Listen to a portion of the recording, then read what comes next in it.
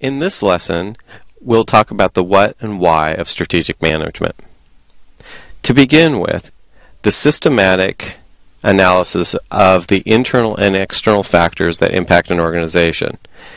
And in this case, the internal factors are defined as what your organization is either good or bad at. The external factors, it's what your industry, your competitors, and the general environment which you're doing your business. Those are the internal and external factors that we need to look at. Moving forward, strategic management helps define the organizational purpose. While most organizations have a financial purpose where they're driven to generate a profit, there could be other reasons for that organization to exist. An example of that would be a NGO, a non-governmental organization. Those non-governmental organizations are really concerned with providing some sort of service or benefit to community or government or type of individual. So that organizational purpose really is well defined by the strategic approach. It sets the tone for the organization, so that helps define the organizational purpose. Moving along, the other reason why we look at strategic management is it helps align the organization's people, resources, policies, and priorities. When we define the organization's people, we're talking about the individuals who are operating within the organization.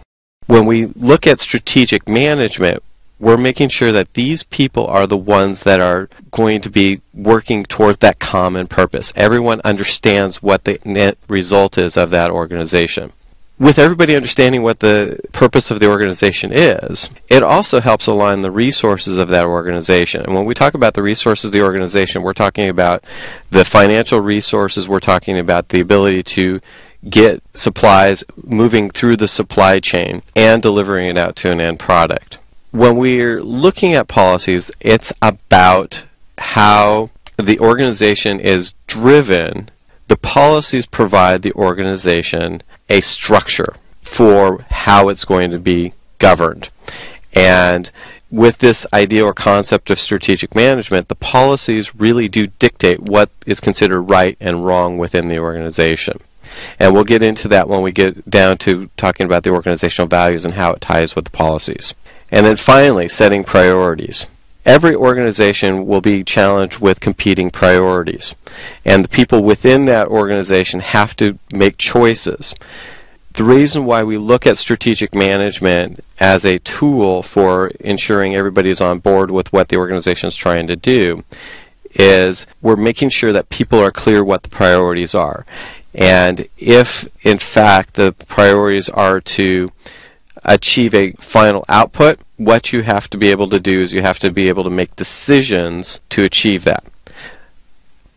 It helps assist the organizations in meeting the objectives and effectively achieving long-term sustainable and competitive advantage.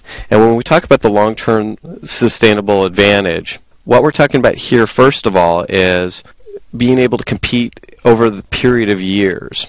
Most organizations have a threshold that is beyond a couple of years. And when we're talking about strategic management, we're looking for more than 5 years and up to 10 years out. The competitive advantage is what differentiates you in the marketplace. And by differentiating you in the marketplace, this becomes the selling point to your customers or the end users of your particular product given your organization, and how it sets you apart from your competitors. We will be talking about how you're going to generate a sweet spot, how you define that specifically for your organization, and that is the what and why of strategic management.